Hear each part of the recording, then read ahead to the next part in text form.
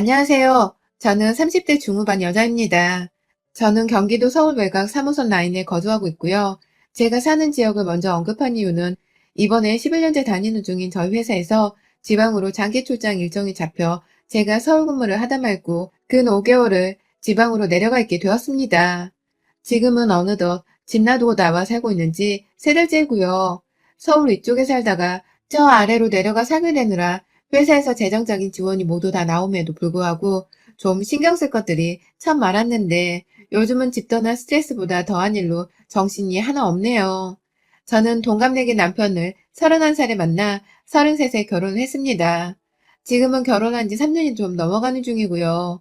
남편은 직장인들끼리 만나 모여 문화를 다지는 소셜 클럽에서 만났고 거기 사람들이랑 두루두루 친하게 지내기도 했지만 남편이랑은 이성적인 관계로 발전이 되어선 연애를 하고 결혼까지 하게 되었습니다. 저하고 하는 일도 비슷하고 나이도 똑같고 심지어 제 키가 좀 큰 편인데 둘이서 키도 비슷비슷한지라 공통되어 보이는 게 정말 많았어요. 성격이 여성처럼 세심하기도 한 남편 모습이 다소 우스꽝스러운 면도 없잖아 있었지만 저한테는 이성적인 호감이 되는 부분이었는지라 만족스러웠고 양가 부모님 모두 건강히 잘 살아계시고 부부가 결혼하는데 경제적으로 해주시겠다고 하니 딱히 걸리적거리는 것이 없이 식을 잘 추렸습니다.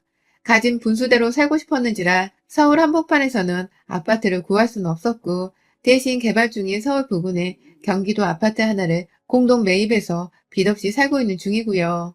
시어머니께서 물려주신 살림템이 많고 저희 친정엄마가 바로 가까이 있는 서울 지역에 살고 계시는지라 서로 왔다 갔다 하면서 살림 도움도 많이 받고 있습니다.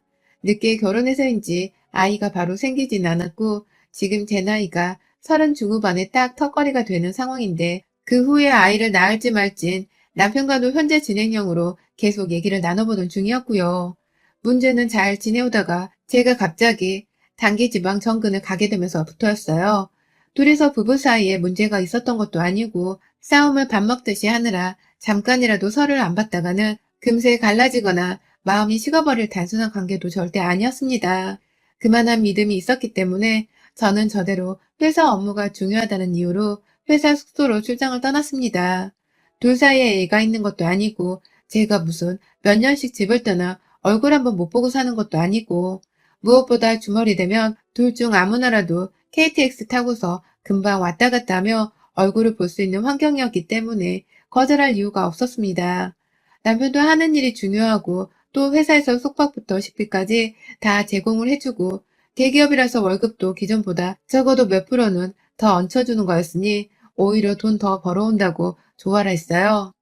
마누라 없어서 기분은 안 좋지만 돈 더 벌어오니까 나 소니 사줘. 라면서 실실 쪼개기도 했어요.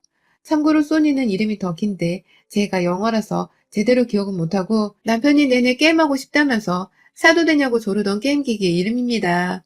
그렇게 서로 얼굴을 붉히거나 가지 말라고 울고 불고 질질 짜며 헤어진 게 전혀 아니었습니다. 저는 저대로 지방에 내려와 지금까지 3개월 살면서 오히려 더 남편과는 연애하는 기분을 만끽하며 매일같이 카톡하고 전화하고 퇴근해서 저녁 시간 되면 뭐 먹고 있냐며 영상통화도 걸며 나름의 장거리 부부 사이를 즐겼습니다. 아무래도 저는 며느리다 보니 저희 부모님께 연락하는 만큼 시부모님께도 인사를 드려야 한다며 전화도 번갈아 해드리며 안부를 묻느라 핸드폰을 늘 손에서 떼어놓지를 못했어요. 퇴근하고 집에 오면 그간 남편이랑 살면서 매일같이 해오던 밥하는 게 귀찮다면서 일부러 하지를 않았고 식비를 대주니 배달 음식만 주구장창 마음껏 시켜 먹었고요.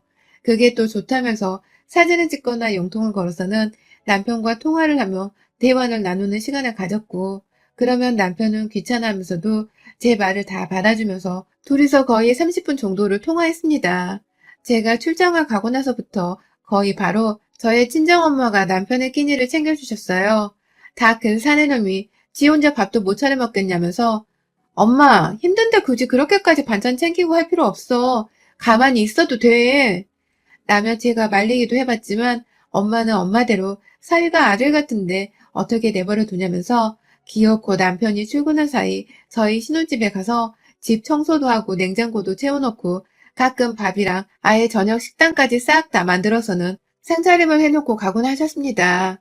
엄마가 한두 살 나이 드신 것도 아니고 환감이 넘으셨는데 그렇게 가깝지도 않은 거리를 지하철 타고 매번 요리한다고 왔다 갔다 하시는 게 너무 안쓰러워 남편에게는. 당신이 거절 좀 확실하게 해봐. 우리 엄마 힘들어하는 거 나 못 봐. 라고 말도 해봤는데요. 남편은 오히려 장모님의 감정 표현인데 그걸 마냥 거절할 수만 있냐면서 대수롭지 않아 했어요. 엄마는 제가 하도 옆에서 가지 말라 하면서 걱정을 하는 게 신경 쓰이셨는지 그 와중에 바로 해결책을 내놓으셨고요. 바로 엄마 본인이 아닌 제 여동생을 저희 집으로 대신 반찬 배달을 보낸 것이었습니다. 여동생은 저하고는 좀 다르게 사는 애였습니다. 직장 다니며 한결같이 아침에 일어나 출근하고 퇴근하고 사는 저와는 달리 대학 시절부터 돈 모아 여행 가고 워킹홀리데이 가며 외국 생활을 즐기더니만 한국에 와서 어째 정신을 차렸는지 자기 전공을 살려서는 영어 학원을 하나 차리더라고요. 학원 운영을 하는지라 저처럼 아침이 바쁠 일도 없었고 학생들이 학교 마치고 오는 오후나 저녁이 되어서야 바빠지는 아이였죠. 엄마가 반찬 배달 시키기에 딱인 조건을 갖춘 자식이었습니다. 그래서 엄마도 출근하는 길에 혹은 할 거 없으면 좀 가서 형부 반찬을 좀 채워놓으라 심부름을 시켰죠. 차마 딸 자식이라서 동생한테 남자 혼자 사는 집이라며 청소까지는 시키기 힘드셨는지 다행히 반찬만 전달시키는 일만 맡아놓으셨고 저도 너무 미안하고 또 괜히 여동생한테 일거리를 준 것만 같아서 따로 전화도 여러 번 했었습니다. 혹시 몰라 경비로라도 용돈 겸 쓰라면서 돈도 보내주기도 했고요. 다행히 동생은 출근하는 길에 직접 운전을 해서 저희 집으로 가곤 했었는데 자차를 이용하니 별로 시간이 안 걸린다면서 대수롭지 않아 했어요. 오히려 혼자 사는 형부가 걱정되는 엄마 보는 게 더 스트레스였다면서 본인이 알아서 형부를 잘 챙길 테니 멀리서 제 건강이나 잘 챙기라면서 제 걱정도 겸해서 해주더군요. 동생 하나는 기똥차게 잘 뒀다는 생각이 들어 저도 걱정을 한시름 놓았고요. 그런데 문제는 그로부터 정확히 제가 출장 온 지 2달차가 되던 때부터 눈에 띄게 뜨문뜨문 보이기 시작했습니다. 반찬을 가져다 놓는 게 장모님의 감정 표현인데 마냥 거절할 건 아닌 것 같다고 말을 하던 남편이 더 이상 그렇게 생각하지 않은 듯해 보였습니다. 반찬은 여동생이 갖다 놓고 청소는 가끔 엄마가 집에 가서 해놓으셨던 것 같은데 저희 엄마만을 꼭 집어서는 장모님 또 오신 거야? 아 정말 굳이 그렇게 몰래 오셔서 청소해놓고 가면 내가 마음이 좀 불편하지. 제대로 어지럽히지도 못하고 내가 분명히 치우려고 한 건데 장모님이 오셔서 난장판의 꼴을 보고 뭐라 생각을 하시겠소. 라면서 조금씩 불만을 내비치더니 하루는 글쎄 이제 좀 그만 오시라고 하면 안 돼? 누가 집에 오는 게 너무 불편해서 그래. 장모님 마음 알겠는데 나도 좀 프라이버시가 필요한데. 라면서 아예 오지를 말게 해달라 말을 하더군요. 저 솔직히 그 순간 남편에게 너무 미안했습니다. 그 집이 남편 혼자 사는 집이 아니라 나와 같이 사는 신혼집이라는 걸 잘 알긴 했지만 어찌 되었든 남편에게 저 하나만 가족이고 제 친정은 남일 뿐인데 그런 남이 자꾸만 집안에 들어와서 물건을 만지거나 청소를 하면 절대로 집안에서 편하게 지내지만은 못하겠구나 하는 생각이 들어버린 것이었죠. 자초지종을 물어보지도 않고 바로 남편에게 사과를 했고요. 따로 엄마한테는 진지하게 그만 가라고 불편해하는 낌새가 보여서 그렇다면서 솔직하게 말씀을 드렸어요. 안 그럼 엄마가 계속 제 말을 무시하고 저희 집으로 청소를 하겠다며 가실 것 같았거든요. 그리고 그로부터 한 달이 지난 최근까지도 전 이 모든 게 다 일단락이 되었을 거라 생각했습니다. 엄마한테는 진지하게 집에 가지 말라 말씀을 드렸고 그래서 엄마도 분명 제 말을 알아들으시고는 여동생한테도 가지 말라는 말을 하며 저희 집에 제 친정 식구들이 아무도 못 가도록 알아서 정리를 하신 줄 알았어요. 남편도 더 이상 누가 집에 들어오는 것에 대해 불편하다 말도 하지 않았고 통화를 하다가 오늘은 뭘 먹었어? 라는 식으로 자기가 뭘 어떻게 챙겨 먹는지를 말도 해주니까 저는 저대로 잘 먹고 잘 사는 줄 알았습니다. 처음 2달은 내내 통화도 하고 카톡도 하면서 서로 연락에 목숨을 걸고 지냈는데 조금 시간이 지나면서는 저는 저대로 일이 바쁘고 또 매일 전화를 하다 보니 더 이상 할 얘기가 없다면서 하루 이틀 전화를 안 하게 되더니 3달 차에 진입하고 나서는 거의 일주일에 2~3번 정도만 통화로 목소리를 주고받았고요. 카톡만 수시로 하면서 남편에게 안부를 물어왔어요. 딱히 연락을 하지 않아도 저에게는 남편이고 믿는 사람이었기에 혼자 싱글 라이프를 오랜만에 즐기며 신나 살고 있을 거라 상상하며 내버려 뒀죠. 그런데요, 정말 예상치도 못했던 일들이 일어나고 있었습니다. 퇴근길에 엄마한테 전화를 걸었는데 엄마가 전화를 받지 않으셔서 친정 아버지한테 연락을 드렸습니다. 뭐하고 계시냐는 안부 인사와 함께 자연스레 엄마 얘기가 나왔는데 글쎄다, 또 사위집에 갔나? 라고 하시는 거예요. 분명히 가지 말라고 한 게 한 달 전이었는데 또 사위집에 갔을지도 모른다고 하시는 아버지 말에 깜짝 놀라서는 아직도 가고 계신 거예요? 반찬도 바리바리 싸서? 라고 재차 물어보자 아빠가 그러시더라고요. 아니, 반찬은 네 동생이 꼬박꼬박 챙겨서 가고 있지. 오늘도 반찬 싸들고 간다 하던 것 같던데? 네 엄마는 잘 모르겠다. 나도 박서방이 집에 오지 말라 했다는 네 말을 들었는데 그리고 나서도 네 엄마는 꾸준히 가던 것 같은데? 너하고 상의된 게 아니었어? 라고 말합니다. 반찬은 반찬대로 여동생이 꾸준히 가져다 주고 있었고 엄마는 엄마대로 가지 말라 했다는데도 가고 있었다는 게 도대체 무슨 말인 건지 앞뒤 연결이 전혀 되지를 않고 누가 우리 집에 지금껏 왜 가고 있는지 남편은 싫다고 하더니만 내 여동생이 찾아오는 건 괜찮고 엄마가 찾아가는 건 안 괜찮았던 건지 막 오만 가지 남편이 했던 말들을 떠올려 보면서 머릿속이 복잡해졌습니다. 누구한테 물어보는 게 속 편할 것 같다 싶어서 바로 다시 엄마한테 전화를 걸었는데 엄마는 또다시 전화를 받지 않으셨고 저는 저대로 후다닥 여동생에게 전화를 걸었습니다. 아버지 말씀대로라면 오늘 반찬을 내 남편 집에 가져다 줬을 텐데 그 반찬을 또 엄마가 바리바리 싸다 주고 계셨던 건지 남편이 화를 내지 않았는지 뭐 여러 가지 질문들을 빨리 물어볼 참이었습니다. 그런데 제 전화를 받은 여동생의 입에서 흘러나온 말은 좀 많이 의외였습니다. 퇴근했냐고 묻는 제 말에 나 집인데? 라고 먼저 대답을 하던 여동생의 목소리를 듣는 순간 얘가 지금 나한테 거짓말을 하고 있을지도 모른다는 불길하고 깔깔한 예감이 들어버렸어요. 다른 사람도 아닌 내 여동생한테 이런 감정을 느껴버린 순간 더러운 내 머릿속을 말끔히 소독시켜버리고 싶었는데 그 다음에 흘러나온 동생의 말을 듣곤 도무지 마음이 어수선해 지방에 머물러 있을 수가 없었습니다. 동생이 제게 형부는 잘 지내지? 라고 물어보더군요. 이 질문이 뭘 의미했는지 도대체 뭘 물어보고자 하는 것인지는 알 수 없었지만 혼란스러웠어요. 그러고 보니 적어도 내가 아는 동생이라면 자유분방한 예인지라 엄마의 반찬 심부름 같은 건 군말 않고 저희 집으로 배달을 해주지도 않을 녀석이었고 그렇다고 해서 저만큼이나 돈을 잘 버는 애인데 겨우 제가 고맙다며 건네주는 용돈 몇 푼이 좋아서 반찬 배달을 해줄 녀석도 아니었어요. 그러고 보니 처음부터 의외로 생각되는 점이 이리도 한두 가지가 아니었다는 생각이 들어 심정은 더욱 아찔했지만 당장 할 수 있는 것은 금요일 퇴근하자마자 불이 났게 집으로 돌아가기 위한 기차 티켓을 끊는 것 뿐이었습니다. 형부는 잘 지내. 너도 건강 잘 챙기고. 라는 말과 함께 전화를 끊었고 다시금 엄마한테 전화를 했어요. 그래. 하면서 긴장하신 채 전화를 받으시는 듯 했고 저는 대뜸 아직도 지수가 우리 집에 반찬 배달을 한다며? 왜 나한테 말 안 했어? 라고 물었어요. 그러자 엄마는 소스라지게 놀라면서 그걸 어떻게 알았냐며 물으셨고 전 도대체 이게 그렇게 놀랄 정도의 일인가 싶어서 당황했지만 아빠가 말해줬어. 지수한테 고맙다고 전해줘. 라는 말을 하곤 또 황급히 전화를 끊었어요. 뭔가 단단히 이상하고도 괴이한 가족들의 전화 통화 목소리에 저는 그 주 금요일이 찾아올 때까지 제대로 일도 하지를 못했고요. 급기야 금요일에 월차를 하루 내고서는 기차 티켓 시간을 변경해 조금 늦은 오후 시간에 서울로 갔습니다. 그 덕분에 서울에 도착을 하고 나니 딱 퇴근 시간이더군요.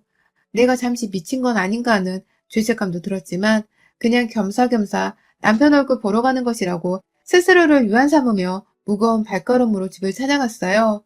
지하철 타고 말고 할 여유가 없어서 곧장 역에서 내려 택시를 타고 집 앞에서 내리는 그 순간 저희 아파트 주차장 입구에 있는 하얀 소나타 차량이 눈에 들어왔습니다.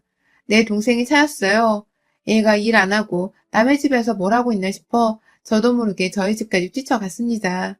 얼마 전에 반찬을 가져다 줬던 걸로 알고 있는데 그 사이 혼자 사는 남편이 반찬을 다 해쳐 먹을 리도 없고 이것들이 무슨 작당을 하는 중인가 싶어서 엘리베이터 안에서 내내 씩씩거리다가 문 열리자마자 현관 앞에 서서는 문을 열고 후다닥 들어가려는데 와, 저 진짜 문 열다 말고 충격받아서 오줌 지릴 뻔했습니다.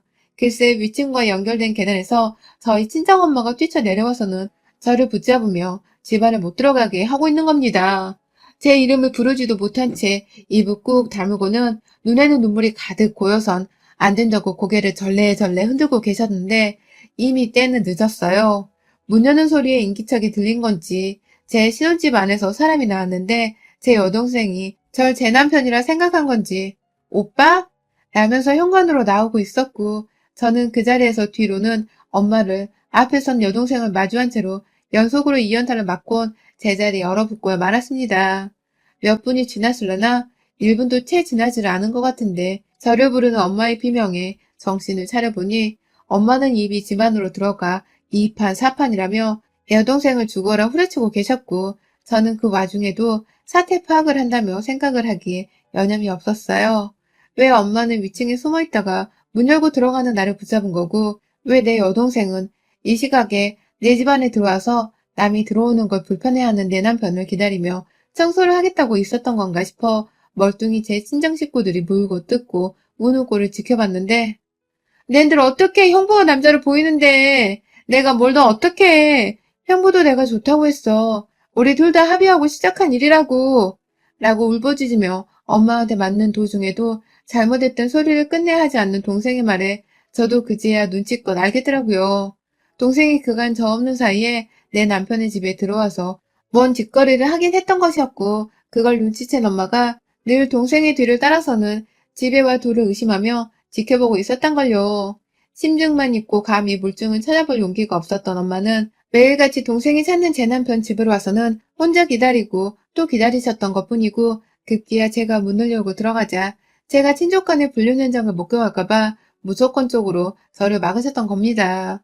부모님이 언니네 집으로 간다는 걸 두 분 모두 눈치를 채고 계셨음에도 불구하고 여동생 년이 그저 혼자 좋다고 티나는 줄도 모른 채 제 집을 들락거리면서 살다시피 했고 이 심각성을 혼자만 알고 계시던 엄마는 그간 아주 똥줄이 타셨겠더라고요.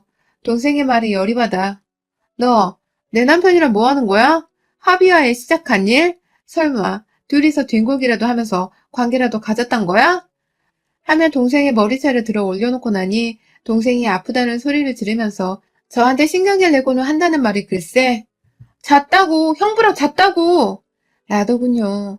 잤는데 어떡하냐면서 그냥 이렇게 된 거 이혼이라도 해야 우리가 콩가루 집안 소리는 면하지 않겠냐고 하는데 인연이 진짜 정신머리가 돌았나 싶더군요.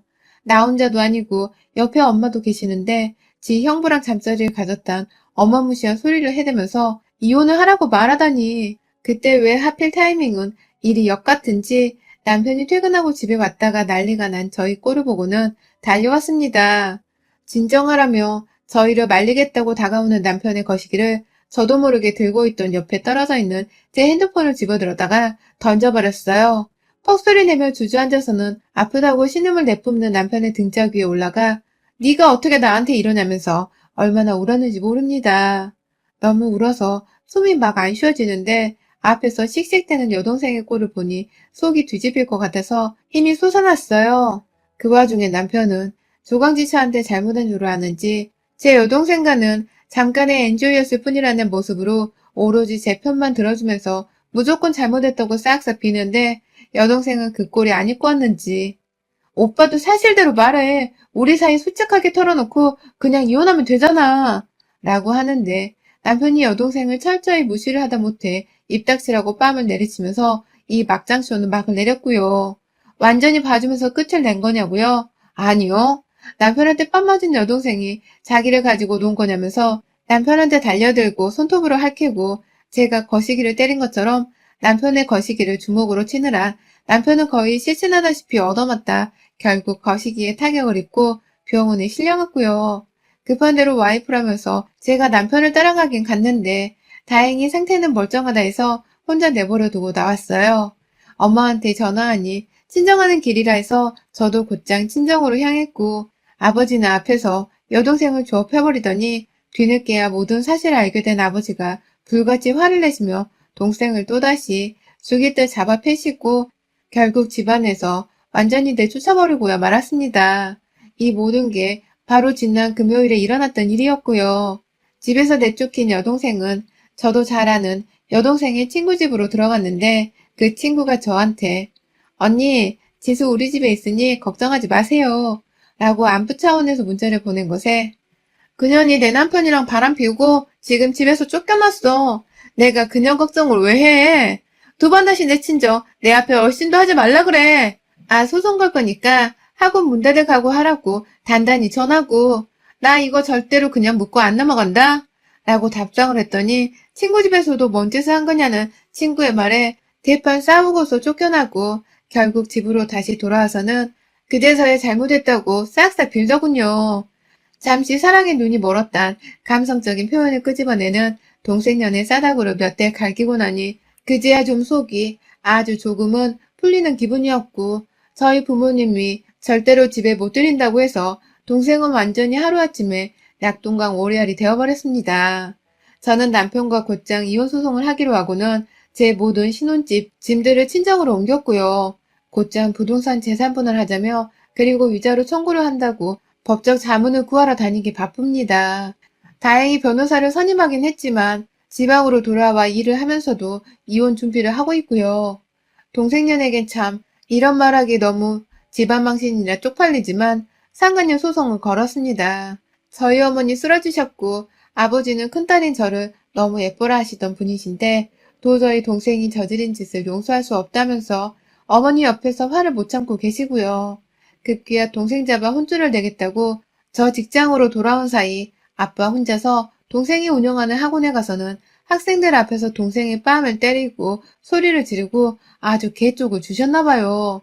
자식을 잘못 키웠다며 아버지 딴에는 본인이 할 수 있는 훈육이고 저에 대한 잘못을 구할 방법이셨던 것이죠. 그 바람에 제가 맘카페 같은 곳에 글이라도 적어 동생을 고발하려 했는데 그럴 필요도 없이 동생은 학원가에서 소문이 퍼져나가기 시작한 바람에 지금 급히 학원문도 닫아버리고 저희 아버지한테서 잠수를 탔다고 하네요.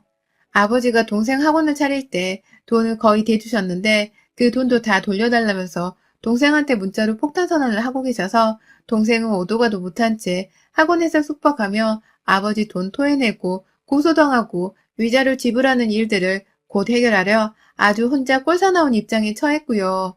저는 지방 출장을 와선 도무지 서울에서 일어났던 일들이 다 꿈인지 생시인지도 여태 실감이 안 납니다.